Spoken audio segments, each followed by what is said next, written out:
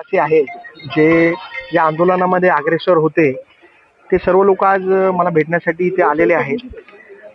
मला मुख्यमंत्री माननीय देवेंद्र फडणवीस साहेब यांना एकच गोष्ट सांगायची आहे की मुख्यमंत्री साहेबांनी जे विधानसभेमध्ये जे आश्वासन दिलं होतं या 65 इमारतींसंदर्भात की या इमारतींवर कुठलीही कारवाई होणार नाही आणि या इमारतीतल्या लोकांना दिलासा मिळेल, त्यांनी त्यांच्या शब्दावर ठाम राहावं.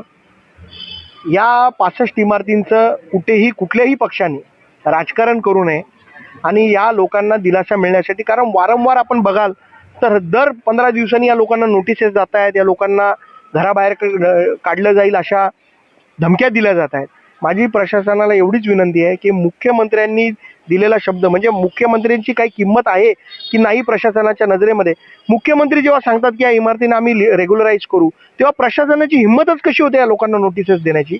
माझी प्रशासनाला विनंती आहे की आपण या मुख्यमंत्र्यांनी दिलेला शब्द पाळावा आणि या लोकांच्या ज्या दिलेल्या नोटीस आहेत ते त्वरित आपण मागे घ्याव्या, नाहीतर याच्यावरती आम्हाला न्यायालयात जावं लागेल आणि मुख्यमंत्र्यांच्या दरबारात देखील आम्ही या गोष्टीसाठी जाऊ.